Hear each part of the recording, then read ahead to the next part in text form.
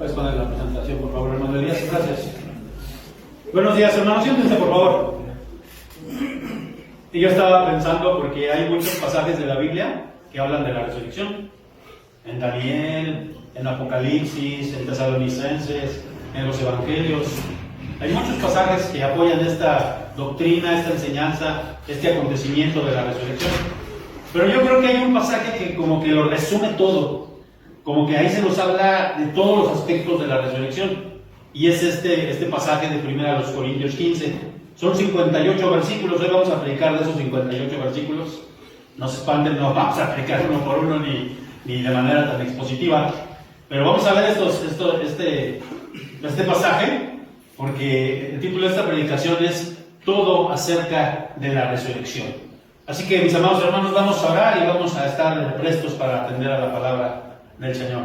Dicen que le dejaron abierto ahí para que no se duerman, para que se dé el airecito y no se duerman. Vamos a orar.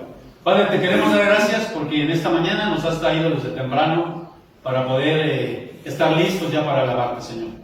Gracias, Padre, porque pusiste en el corazón de mis hermanos ese deseo, Señor, de alabarte. No solo aquí nosotros, sino en muchos lugares, en muchas iglesias, Señor. Hoy te están dando la honra y la gloria, Señor, por el acontecimiento tan hermoso, Señor, que pues es el que sostiene a toda la fe cristiana, que es la resurrección. Gracias, Señor, en Cristo Jesús. Amén. Bueno, este pasaje de 1 Corintios, Pablo se lo escribió a la iglesia que estaba en Corinto. Corinto es una ciudad que está precisamente en Grecia, sigue estando todavía, es una ciudad griega. Y les escribe esta parte el apóstol, porque en Grecia, y sobre todo en esta ciudad, era una ciudad cosmopolita, era una ciudad que tenía, pues, todo lo que tenía que tener una ciudad, ¿no? Tenía, pues, bibliotecas, tenía todo, filosofía, ahí convergían todas las filosofías. Incluso había mucha maldad en esa ciudad. Había incluso, yo les he comentado que había un verbo que se decía, ya te corintianizaste. Quería decir que ya te habías vuelto perverso. Porque ahí había mucha maldad, había mucha drogadicción, mucho alcoholismo. Porque sí, desde aquel entonces había drogas. No, las drogas no son nuevas, ¿verdad? Y había mucha prostitución sagrada, había muchas cosas en esa ciudad. Pero principalmente había filosofías, porque ustedes saben quiénes fueron los principales filósofos griegos. Surgieron en el año 400 a.C. Aristóteles, Platón y Sócrates. Y esos filósofos, por eso lo menciono, hermanos, porque esos filósofos no creían en la resurrección.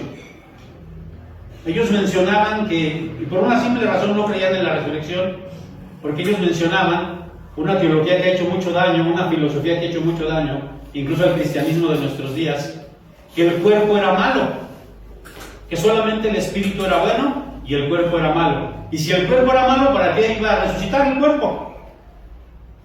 Incluso por eso en algunas religiones, en algunas filosofías, se creía que la reencarnación era una especie de castigo, porque reencarnabas, o sea, tu cuerpo volvía a reencarnar, si no ya en tu misma persona, en un animal, en una planta. Entonces eso era como un castigo, porque todo lo que es terrenal es malo. Y entonces, por eso el apóstol Pablo tiene que escribirles a ellos, porque muy seguramente estas filosofías habían hecho mella allí en la iglesia de Corinto. Y si a eso le anexamos, queridos hermanos, ¿se acuerdan ustedes cuántos partidos políticos había, políticos religiosos había en la época del Señor Jesucristo? Había 4. No sé si se acuerdan de esos. Muy bien, los saduceos eran uno de ellos. ¿Qué otros? Los fariseos. ¿Qué otro? No, los escribas eran, podrían salir de entre los fariseos y los saduceos. Estaban también los esenios y estaban también los celotas. Pero de entre esos grupos religiosos y políticos, los saduceos no creían en la resurrección tampoco. ¿Por qué? Porque ellos eran materialistas en su filosofía, eran materialistas. Ellos decían que tenían que cumplir la Torá, los 5 libros de la ley, con que ellos cumplieran la ley. Y Dios los premiaba siendo ricos, o los premiaba siendo buenas personas, pero cuando se moría uno, ahí se terminaba todo. Eso es lo que pensaban los saduceos. De hecho, el Señor Jesucristo discutió mucho con ellos, con los saduceos, tuvo algunos confrontamientos, porque ellos no creían en la resurrección. Entonces, por eso es que Pablo les escribe a los corintios y entonces les empieza a explicar acerca de la resurrección.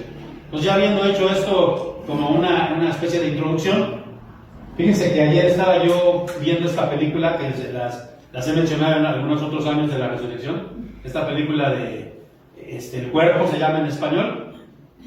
No sé cuántos la han visto, pero esta película, hermanos, y por eso la voy a mencionar, está basado, o la hicieron, basada en un documental que a su vez hizo James Cameron. ¿Sí saben quién es James Cameron, no? Y entonces él hizo un documental que se llama La tumba secreta de Jesús, donde supuestamente encontraron en Jerusalén en el año 1980 una tumba que era la tumba de la familia de Jesús. Y entonces ahí pues encontraron a María, encontraron los restos del Señor Jesucristo, entre comillas, y encontraron también los restos de María Magdalena. Dice, bueno, ¿y qué hacía María Magdalena ahí? Si María Magdalena no era de la familia de Jesucristo. Bueno, eso solo pasaba cuando eran un matrimonio. Y entonces todo se descartó, y toda una pues serie de ¿cómo les diré? De películas, pues teorías conspirativas en contra de la resurrección del Señor Jesucristo. Salieron también los libros de Dan Brown, los he mencionado, ¿cómo se llaman? Ángeles y Demonios, el Código Da Vinci, los Evangelios apócrifos de Judas, de María Magdalena, todos estos donde decían que el Señor Jesucristo, pues algunos decían que no había muerto, otros, pues si no había muerto, pues no había resucitado, obviamente, ¿verdad? Pero fíjense lo que el Señor Jesucristo dijo en varias ocasiones, y ese ya quiero entrar en materia. Vamos a ver estos pasajes. Mateo 16, 21 dice: desde entonces comenzó Jesús a declarar a sus discípulos que le era necesario ir a Jerusalén y padecer mucho de los ancianos y de los principales sacerdotes y de los escribas, ser muerto y resucitar al tercer día. Esto lo dijo Jesucristo. Vamos a ver qué dice aquí, Mateo 17, 9, cuando iban bajando de la transfiguración. ¿Cómo dice aquí? Cuando descendieron del monte, Jesús les mandó diciendo: no digáis a nadie la visión hasta que el Hijo del Hombre resucite de los muertos. Nuevamente les vuelve a mencionar la resurrección. Y aquí en Mateo 17, 22 y 23. Estando ellos en Galilea, Jesús les dijo: el Hijo del Hombre será entregado en manos de hombres y le matarán, mas al tercer día resucitará. Y ellos se entristecieron en gran manera. Entonces podemos ver que el Señor Jesucristo siempre habló de su resurrección. Y entonces vamos a ver que en primera los Corintios, la primera cosa de 7 que vamos a ver, rápidamente vamos a ver 7 cosas que nos enseña primera los Corintios. Nos dicen que la resurrección es ¿qué? Aquí el Señor Jesucristo lo había mencionado varias veces. Y miren cómo dice primera a los Corintios 15:3. Porque primeramente os he enseñado lo que asimismo recibí, que Cristo murió por nuestros pecados, conforme a las Escrituras, y que fue sepultado, y que resucitó al tercer día, conforme a las Escrituras. Miren aquí, hermanos, podemos ver el Señor Jesucristo, ya lo vimos en estos días, fue crucificado. El viernes, a las 6 de la tarde, más o menos, falleció el Señor Jesucristo. Bueno, a las 3 de la tarde más o menos. Y después fue, ¿qué pasó con el Señor, con el cuerpo del Señor? Allí lo dice, fue sepultado conforme a las Escrituras. Estuvo todo el sábado ahí, el viernes, sepultado por la tarde, estuvo todo el sábado. Y el domingo por la mañana dice aquí, dice, resucitó al tercer día conforme a las Escrituras. Ayer no venimos al templo, ayer estuvimos descansando, fue sábado, pero antier sí venimos, y aquí está el viernes, el sábado, y hoy venimos, hoy temprano, ¿por qué? Al tercer día resucitó, conforme a las Escrituras. Ahora, mis amados hermanos, hay una serie de teorías conspirativas, vuelvo a repetir, en contra de la resurrección. Y miren, nosotros debemos estar preparados, y por eso traje este libro, nosotros debemos estar preparados para defender nuestra fe. A esto, cuando uno defiende la fe, hay una materia que se estudia en el seminario que se llama apologética. Y yo les recomiendo mucho este libro ya está bien viejito, yo lo tengo ya de muchos años. Se llama Evidencia que exige Un veredicto, de Josh McDowell. Un excelente libro que habla acerca, con bases históricas, con bases científicas, acerca de la crucifixión del Señor, de las profecías que el Señor ha cumplido, pero también y sobre todo de su resurrección, de las pruebas científicas y de las pruebas escriturales y de las pruebas históricas acerca de la resurrección de nuestro Señor Jesucristo. Ahorita vamos a ver esa parte. Miren, amados hermanos, una de las primeras teorías que nos dicen, o la gente que no cree en la resurrección, dice que el Señor simplemente no se murió, sino que se desmayó. Imagínense quién hubiera aguantado todos esos padecimientos. Y miren lo que dice la palabra de Dios para esta teoría, refutando esta teoría. Marcos 15, 44. Pilato se sorprendió de que ya hubiese muerto, y haciendo venir al centurión le preguntó si ya estaba muerto. E informado por el centurión, o sea, el centurión, ¿qué le dijo a Pilato? Y el centurión era un hombre experto en muerte. No era la primera crucifixión a la que se enfrentaba, no era el primer muerto que veía. Él sabía y sabía reconocer cuando había un muerto. Y entonces este centurión dijo, ya está muerto. Entonces no simplemente se desmayó, claro que murió el Señor. Pero otra de las teorías, ¿cuáles, hermanos? ¿Fueron qué? Es que fueron no fueron a la tumba de Jesús, fueron a otra tumba. Miren lo que dice aquí Marcos 15, 47. Y María Magdalena y María, madre de José, miraban dónde le ponían. Dice aquí, y las mujeres que habían venido con él desde Galilea siguieron también y vieron el sepulcro y cómo fue puesto su cuerpo. Es decir, ellas se fijaron bien dónde estaba, no pudieron ir a la tumba equivocada. Pero también, como les he dicho, algunas personas, y no aquí solamente estoy mencionando algunas, porque la predicación no se va a tratar de eso, solamente lo estoy mencionando, dicen que tuvo una familia y simplemente murió y sus restos han sido encontrados. Es lo que hemos venido diciendo, ¿no? Se casó con María Magdalena, no sé por qué esa fijación con María Magdalena, ¿verdad?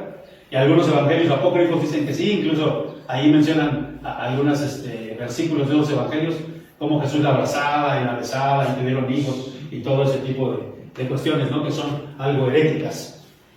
Pero ya vimos entonces, la primera enseñanza es que el Señor Jesucristo, Dios había planeado la resurrección conforme a las Escrituras, nos dice los Corintios. Vamos a ver la segunda enseñanza. ¿Hubo qué? Ahí está, miren hermanos, como dice, 1 Corintios 15:5. El que apareció a Cefas, que era Pedro, ¿verdad? Y después a los 12, a todos los apóstoles, a los 12. Después apareció a más de 500 hermanos a la vez, de los cuales muchos viven y aún otros duermen. Obviamente no en esta época, ¿verdad? Sino en la época que se escribió el Evangelio. Después apareció a Jacobo, después a todos los apóstoles nuevamente, y al último de todos, como a un abortivo, me apareció a mí. Aquí cuando dice a mí, ¿a quién se refiere? Al apóstol Pablo. Entonces hubo testigos ¿de qué? Ahora, pero no solamente en la época de los apóstoles. Miren, traigo este otro libro. ¿Cómo se llama este libro? ¿Si lo alcanzan a ver? Dice aquí el autor Flavio Josefo, Antigüedades de los Judíos, es el tomo 3. Ahí mismo dice allá arriba. ¿Cómo dice ahí, hermanos? Flavio Josefo, ¿quién fue? Un historiador judío, fines del siglo I. ¿Cuándo escribió él? En el primer siglo. O sea, él le tocó ver. Y fíjense, y él no era cristiano, ¿eh? Era judío, pero él escribía para agradar a los romanos. Él no era cristiano. Fíjense lo que dijo. Aquí están estos libros. Sería bueno que ustedes los pudieran tener también. Son 3 tomos. Historia de las antigüedades de los judíos. Ahí está. Bueno, vamos a ver qué es lo que dice. Ahí entrecomillamos. ¿Cómo dice? Existió por aquel tiempo un hombre sabio, Jesús, si es que es lícito llamarlo un hombre, pues fue un hacedor de maravillas, un maestro de la clase en la que los hombres reciben la verdad con placer. Él conquistó para su bando a muchos judíos y también a muchos de los griegos. Este hombre era el Cristo, y cuando Pilato le hubo condenado a la cruz, a causa de la acusación pública de los hombres principales entre nosotros, los que habían amado desde el principio, no olvidaron, pues que apareció vivo a ellos al tercer día. Los profetas divinos habían dicho estas millares de otras cosas maravillosas acerca de Él. Y aún ahora, las casas de los cristianos, llamadas así por causa de Él, no ha desaparecido. ¿En qué está diciendo este hombre? ¿Qué está testificando en estos escritos? Que el Señor, no solo que existió, sino que el Señor resucitó. Y esto lo dijo, fue un testigo histórico. Entonces, hermanos, como nos declara aquí primero a los Corintios, hubo testigos de la resurrección. Y no solo él, hay otros historiadores. Aquí ya no quise marearlos más con más historia, ¿verdad? Porque sé que a muchos no les gusta, pero esto es interesante, hermanos, y es importante que lo veamos. Pero la tercera cosa que nos dice aquí, la primera epístola de los Corintios 15, ¿qué dice? Si Cristo no resucitó, ¿vana qué? Y aquí dice primero a los Corintios 15, 13. Porque si no hay resurrección de muertos, tampoco Cristo resucitó. Y si Cristo no resucitó, vana es entonces nuestra predicación, vana es también nuestra fe. Y nos lo dice bien claro aquí la primera epístola de los Corintios 15. Si Cristo no resucitó, vana es nuestra fe. En esa película que les dije del cuerpo, hay un sacerdote bueno, es una película, hay un sacerdote que se suicida, se tira desde una iglesia, desde un monasterio se suicida porque habían encontrado los huesos de Jesús. Y eso significaba que Jesús no había resucitado. Y eso significaba que entonces nuestra fe es vana. Porque si Cristo no resucitó, ¿por qué es vana? Porque esto se convertiría, como decían los saduceos, en mero ¿qué? Materialismo. Por eso mucha gente dice, y había unos filósofos en la época del Señor Jesucristo, llamados los epicúreos, que decían, comamos y bebamos, que mañana moriremos. O sea que vamos a disfrutar la vida, vamos a fornicar, a comer, a beber, a hacer de todo lo que podamos, porque mañana vamos a morir y ya no hay nada más. Pero nosotros sabemos que sí hay algo más, sabemos que hay una esperanza, sabemos que va a haber resurrección, porque Jesucristo resucitó y va a haber resurrección general de los muertos. Vamos a resucitar todos, los que somos cristianos y los no cristianos también. Hay resurrección, por eso dice aquí, ¿verdad? Que nosotros seríamos, dice una parte, aquí no lo puse, pero también en Corintios, aquí mismo dice, que seríamos los cristianos los más dignos de conmiseración si es que no hubiese resurrección de los muertos. La gente se podría burlar de nosotros. Mira, estos cristianos van allá al templo, se visten de blanco, ya cada vez menos, ¿verdad? Porque no, ya muchos no tenemos ropa blanca, pero venimos temprano a adorar al Señor. Porque estamos celebrando que sí hay resurrección. O sea, que sí hay esperanza, ¿amén? Vamos a ver esta cuarta cosa. Aquí nos dice también, porque acuérdense que estamos viendo todo acerca de la resurrección que nos dice primero a los Corintios. Dice aquí, ¿cómo? ¿Cómo resucitaremos? Y aquí dice, ahora sí. Así también en la resurrección de los muertos, se siembra en corrupción, resucitará en incorrupción, se siembra en deshonra, resucitará en gloria, se siembra en debilidad, resucitará en poder. Miren, hermanos, aquí les voy a pedir que busquen ustedes, ese no está aquí, Filipenses 3, 20 y 21. Porque aquí dice, hermanos, así también es en la resurrección de los muertos. Se siembra en corrupción. Y cuando se dice se siembra, ¿a qué se refiere? Se refiere a esto. Porque cuando una persona muere, ¿qué se hace con esa persona? Se siembra, dice ahí. Es una figura del lenguaje, ¿no? Se siembra. Filipenses 3, 20 y 21. A ver, lean ustedes. Ya tengo aquí la versión el lenguaje más sencillo, pero lean ustedes cómo dice. Mas nuestra ciudadanía está en los cielos, de donde también esperamos al Salvador, al Señor Jesucristo, el cual transformará el cuerpo de la humillación nuestra, para que sea semejante al cuerpo de la gloria suya, por el poder con el cual puede también sujetar a sí mismo todas las cosas. Fíjense, yo lo voy a leer en esta versión más sencilla. Él tomará nuestro débil cuerpo mortal y lo transformará en un cuerpo glorioso, igual al de Él. Lo hará valiéndose del mismo poder con el que pondrá todas las cosas bajo su dominio. Entonces, fíjense cómo resucitaremos. Nos van a enterrar a todos o nos van a cremar, lo que sea, pero vamos a volver a la tierra. Por eso dice aquí, habla de la siembra, ¿no? Como cuando siembras una semilla. ¿A dónde va la semilla? Así, por eso dice, se siembra en corrupción, porque nuestro cuerpo es un cuerpo ¿qué? Voy a poner una imagen, ¿no? Es como un carro cuando lo compras, y ese carro cuando lo compras y lo sacas de la agencia, ese carro se va devaluando, y cada vez que pasan los años se va haciendo viejo y se va haciendo viejo, y así es nuestro cuerpo. Desde que nacemos, nuestro cuerpo se va a ver. Miren lo que dice aquí: por tanto no desmayamos antes, aunque este hombre exterior se va a ver. El interior, no obstante, se renueva de día en día. Entonces nuestro cuerpo, que es un cuerpo corruptible que se va desgastando, dice aquí, se siembra en deshonra, resucitará, ¿qué dice? Se siembra en debilidad. Entonces nuestros cuerpos van a ser unos cuerpos diferentes, unos cuerpos que ya no van a envejecer, que no se van a descomponer. Así es como dice la palabra de Dios que nosotros vamos a ¿qué? A resucitar.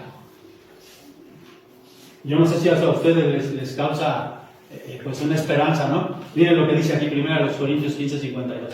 Dice aquí: en un abrir y cerrar de ojos, a la final trompeta, porque se tocará la trompeta, y los muertos serán resucitados incorruptibles, y nosotros seremos transformados, porque es necesario que esto corruptible se vista de incorrupción, y esto mortal se vista de inmortalidad. Y aquí les voy a pedir, hermanos, aquí que busquen también en la palabra de Dios, en 1 Tesalonicenses. Busquen 1 Tesalonicenses. Ahorita les digo qué pasaje de 1 Tesalonicenses vamos a buscar. 1 Tesalonicenses 4:16 al 17. Búsquenlo por favor y lean este pasaje. 1 Tesalonicenses 4:16 al 17. Con voz de mando, con voz de arcángel y con trompeta de Dios, descenderá del cielo, y los muertos en Cristo resucitarán primero. Luego nosotros, los que vivimos, los que hayamos quedado, seremos arrebatados juntamente con ellos en las nubes para recibir al Señor en el aire, y así estaremos siempre con el Señor. Y aquí habla entonces de la segunda venida, cuando el Señor venga por segunda vez. Dice que vamos a ser arrebatados. Nosotros sí creemos en el rapto, sí creemos en el arrebatamiento. No creemos como los dispensacionalistas. Aquí hay una diferencia. Los dispensacionalistas dicen que el Señor Jesucristo va a venir por segunda vez, se va a llevar a los escogidos que se portaron bien, se va a ir al cielo con ellos, después va a regresar por tercera vez, y va a regresar por aquellos que se habían quedado cristianos, que eran medio mediocres, y si se convirtieron en la tercera vez, va a venir por ellos. Nosotros no creemos en eso. Creemos en la segunda venida. Va a venir por su iglesia, por los que sea su iglesia. Nos va a llevar en el cielo si es que estamos. Pero ahí dice lo que leyeron ustedes, y lo mismo dice aquí, que los muertos en Cristo resucitarán primero. Y dice, y después los que hayamos quedado, los que no estemos muertos, dice, seremos ¿qué? Transformados. Sí, nos va a arrebatar, pero vamos a ser transformados. Y entonces, así es como lo dice en la epístola a los Corintios. Y fíjense, dice, primero, ¿quiénes van a resucitar? ¿Sí escucharon? Los muertos en Cristo. Y después van a resucitar los muertos que no estuvieron ¿a quién? A Cristo. También ellos van a resucitar. Pero van a resucitar precisamente. Bueno, vamos a leer un pasaje también ahí para que nos quede claro esa parte. Busquen Hechos 24, 15 al 16. Hechos 24, 15 al 16. Ese no está acá, pero búsquenlo. Hechos 24, 15 al 16. Y si lo pueden leer, por favor. ¿Cómo dice ahí? Fíjense. Teniendo esperanza en Dios, la cual ellos también abrigan, de que ha de haber resurrección de los muertos, así de justos como de injustos, y por eso procuro tener siempre una conciencia sin ofensa ante Dios y ante los hombres. Ahí nos dice que habrá resurrección de quién? De justos y de injustos. Pero los muertos en Cristo resucitarán primero. Y los que hayamos quedado, que seamos cristianos, vamos a ser transformados. Y después van a resucitar todos los que murieron sin Cristo. Entonces aquí nos va diciendo la palabra de Dios, ¿no? Nos va dejando más claridad. Quinta cosa que nos enseña 1 Corintios 15. Nuestros cuerpos serán ¿qué? Fíjense lo que dice 1 Corintios 15, 44. Se siembra cuerpo animal, resucitará cuerpo espiritual. Hay cuerpo animal y hay un cuerpo espiritual. Pero esto os digo, hermanos, que la carne y la sangre no pueden heredar el reino de Dios, ni la corrupción hereda la incorrupción. Y miren todavía lo que dice Apocalipsis 21, 27. que no entrará en ella ninguna cosa inmunda. Por eso vamos a ser glorificados, por eso vamos a ser transformados. Y nuestro cuerpo no es que el cuerpo sea malo, porque yo estaría diciendo entonces, contradiciendo lo que he venido diciendo, sino que aquí nuestro cuerpo va a ser nuestro mismo cuerpo, vamos a ser nosotros mismos. Así que acostúmbrense a su cara, acostúmbrense a su cuerpo. A aquellos que a lo mejor dicen, hijo, a lo mejor voy a ser diferente, voy a estar más guapo. Pues vas a ser el mismo.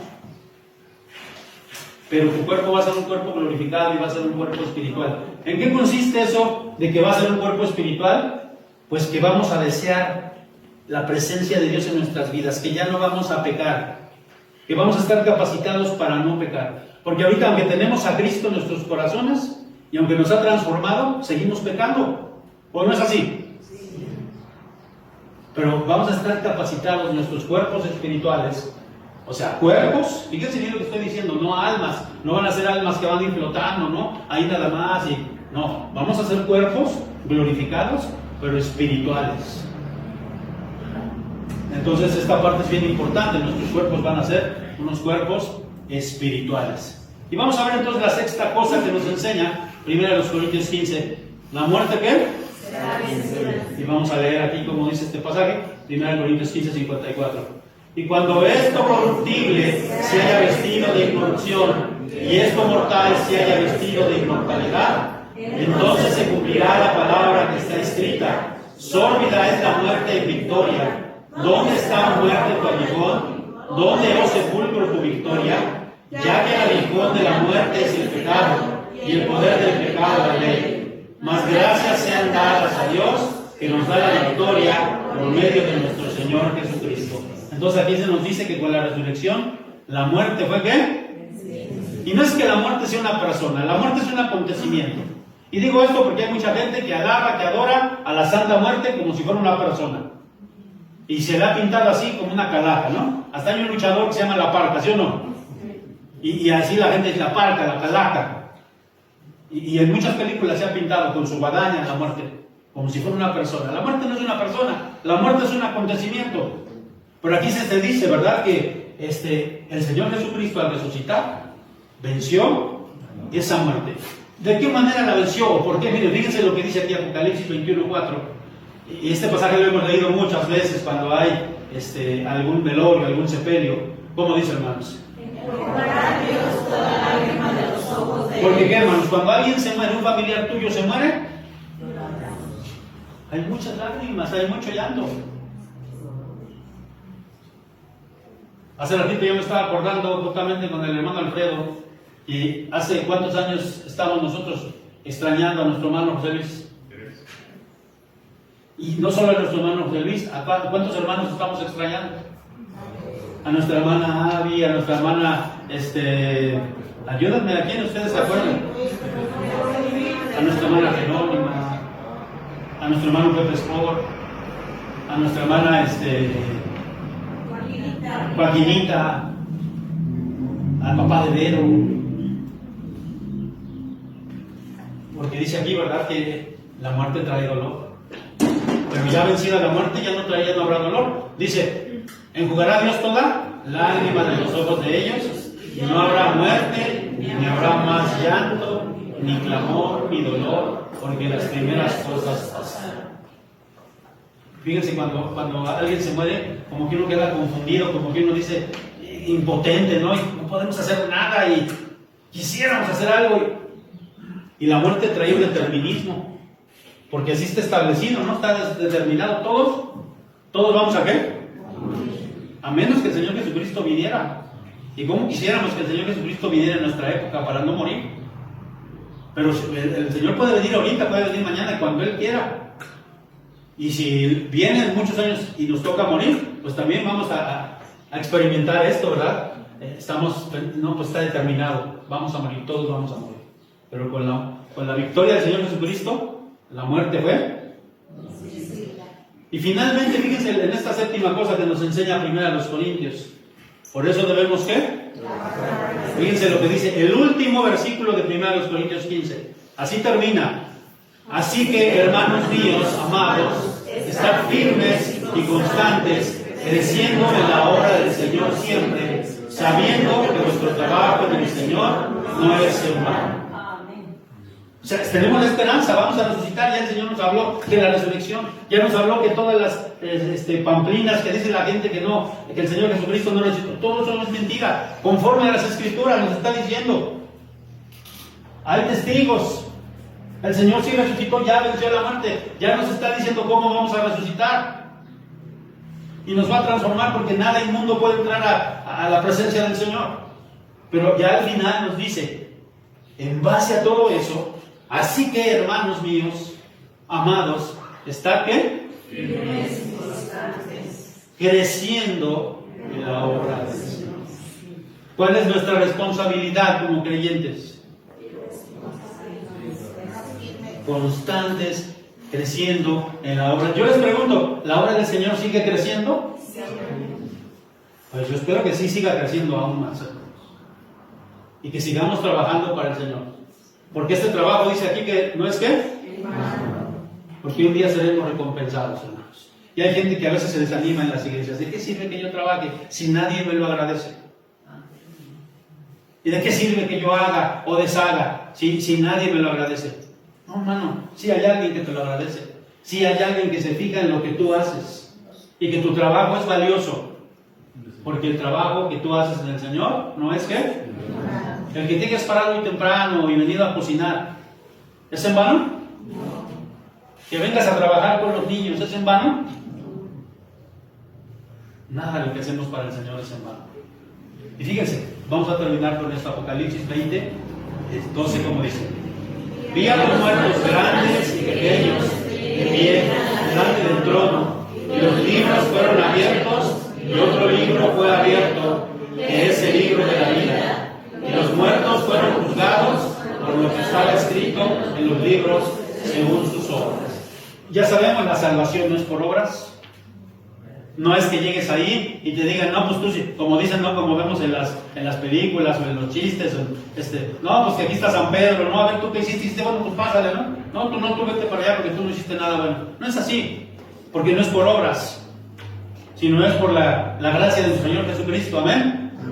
Pero sí dice aquí que sí se van a fijar en nuestras ¿qué?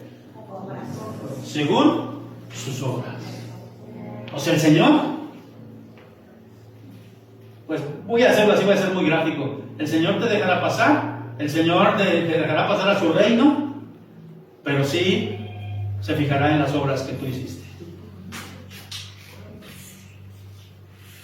No la salvación es por obras, ¿verdad? Eso lo quiero dejar bien clarito. Pero sí se fijan en nuestras obras. Porque Santiago lo dice muy claro, ¿verdad? Muéstrame tu fe sin obras. Así que, mis amados hermanos, si somos creyentes y estamos esperando la resurrección de nuestro Señor Jesucristo, amén, pues tenemos que, dice aquí, seguir chambeando, seguir trabajando en la obra del Señor para que la obra siga creciendo, ¿verdad? Porque esas obras del Señor, pues tarde o temprano. No sé si se acuerdan, y con eso termino. ¿Se acuerdan que hay unos libritos para evangelizar que se llaman, ¿cómo se llaman? Chips o chips. Ándale, esos. ¿Cómo? Con chips. Que por cierto, por ahí teníamos toda la colección en la casa. No se los recomiendo, ¿verdad? Porque son de una teología dispensacionalista. Pero bueno, ahí están los libritos esos. Y me acuerdo mucho de uno que se llama así, Esta fue tu vida. Y precisamente, cuando se muere esa persona, le pasan la película de toda su vida. Y la están viendo ahí en el cuentito, ¿verdad? Están viendo la vida de ese hombre y dice, eso no lo pasen. Digo, yo no sé si va a ser así o no, pero mis amados hermanos, lo que sí dice la palabra del Señor es que nuestras obras, pues el Señor las ve y nuestras obras también son examinadas por el Creador. Vamos a orar, hermanos. Gracias, Padre amado, porque hoy estamos recordando tu resurrección, Señor, y porque tú resucitaste, también nosotros un día resucitaremos. En aquel día postrero. Gracias porque tenemos esa esperanza, que nuestra resurrección será para vida eterna y no para condenación eterna, como aquellos, Señor, que se burlaron, que no te aceptaron, que siempre, Señor, rechazaron